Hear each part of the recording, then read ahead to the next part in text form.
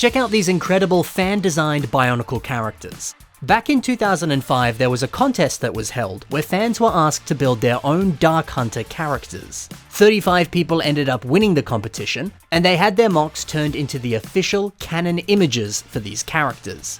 29 of these 35 winners were then featured in the official Dark Hunter book, this one here.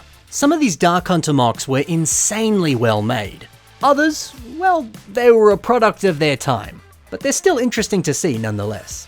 Today I want to talk about some of the best ones, and then showcase some revamps of these characters that have been built in a more modern style.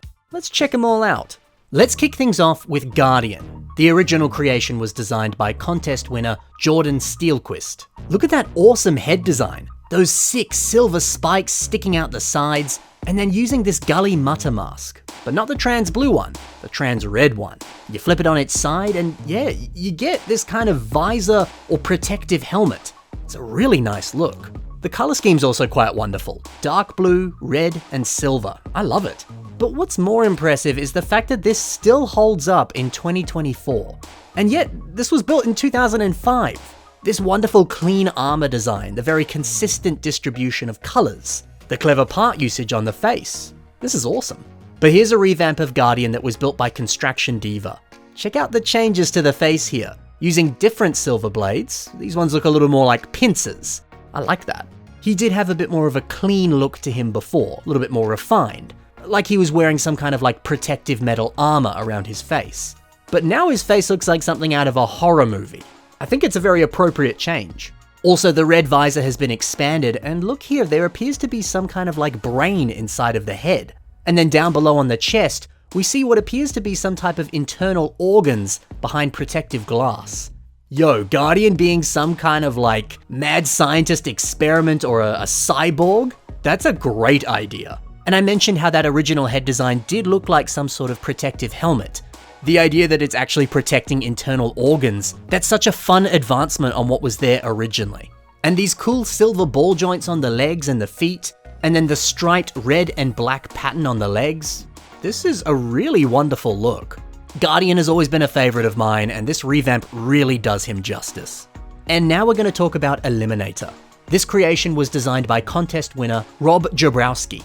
Now, by the way, I'm using images of these characters that I found online. Some of them are official images from LEGO, others are fans who have rebuilt these characters. I'm going to have links and credit to the people that took these photos right in the description below.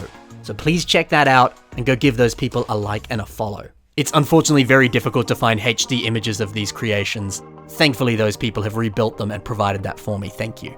Anyway, the body and the face here is really, really cool. That purple Krana looks so menacing on his face. And I feel like it's getting rarer and rarer to see people using Krana masks for faces these days. Which is ironic, because this was built back in 2005, and yet it feels really fresh to see that kind of face design today. I guess it was more commonplace back in the day. The torso armor uses two purple Picari masks. I quite like how that looks. And how awesome do these claws coming out of the back look? Putting multiple different colored discs here, all those different colors is so striking. It's so distinct. It's so fun. The lore for this character says that he can hold these discs here and then channel their power through his hands. Now, looking down at the hands, the arms, and the legs, this area feels, like a product of its time. Very skinny designs and more outlandish proportions. But hey, the cool mask, the clever weapons, and the great color scheme, it makes for an incredible creation. Now here's how Cubic has reimagined this character. They've kept the same idea of these disc weapons, but they've decided to give him a more animalistic body. And man, this body, it looks like the result of some sort of mad scientist's experiment. Wires everywhere, electricity and lightning inside glass containers, gears, energy conduits. It's crazy, but it works. They still managed to capture the essence of the original character, even though they look nothing like the original. Speaking of original things, I do like that we still have that exact same purple Krana down here on the face.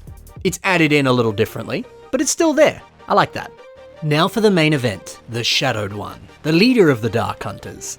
Now this was actually not a part of that contest. The Shadowed One could be built as a combiner model when you used pieces from Kitongu and also Rudaka. And they certainly look great. A head design that's reminiscent of Anubis from ancient Egyptian mythology, and a sick spear design that has one of those Ratuka spinners attached onto it. and then what appears to be a tripod leg design? Or is that just a tail? I don't know, I've seen a lot of debate about what exactly that is. I say that it's a tail. A builder by the name of Serindamal has a fun little mock that gives this combiner model a nice throne to sit in. How sick is that? Maybe you could give your next mock a throne to sit on. But now, here's an awesome revamp of the shadowed one that was built by Wombat Combat Pictures. See, now they've made the choice to turn this into a tail and not a third leg. Correct choice. And personally, I just prefer it. It makes him look even more like Anubis. Speaking of which, the heavy crown decoration on their face, that really makes them look like a leader. Really going ham and adding in a lot of ornamentation up here just feels right for the leader of the Dark Hunters. Great thinking.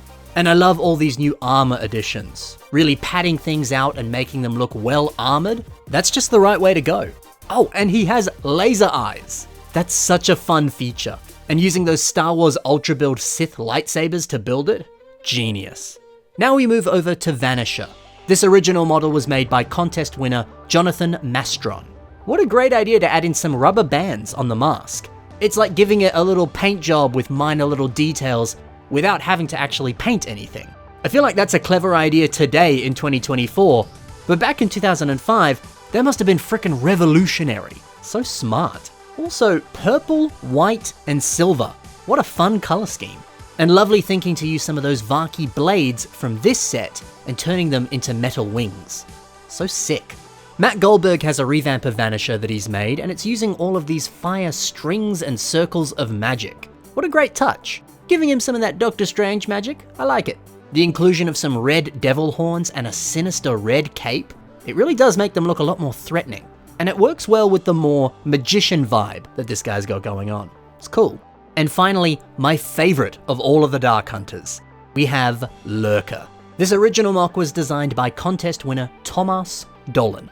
I mean, this is just sick. This head design is phenomenal, especially since it was made in 2005. Technic lift arms for teeth, silver Borok fangs on the edges that look like little elephant tusks, and those sinister eyes placed inside of some of the old Technic panel pieces. This is amazing. And using a dark red Metru Toa body for the lower arm, that's another genius idea. And then using Tahu Nuva's mask for shoulder armor, everything about this is just so well made. This is one of those designs that maybe could be like slightly improved with modern pieces, but really, everything about it is so good, there's no point in changing anything. It's perfect. But Chuck Nofel took a crack at revamping this guy, giving him a big old purple blaster. That's a fun idea. I do like how this is made. Those 3 glowing orange tubes sticking out of the sides. It looks dope. I also enjoy some of these yellow and black editions. Almost looks like he's got tiger stripes now. I dig it. Chuck's version and the original both look pretty awesome. So there you go, guys. That's a look at my favorite Dark Hunter canon characters, as well as some modern revamps of their designs. Now, by the way, if you're itching to build some of those original mocks, there are actually instructions for a good amount of these guys out there on the internet. I'll have a link in the description below that showcases those instructions, so hey, if you want to build them, you can. Otherwise, thank you so much for watching, guys. Happy building, and bye for now.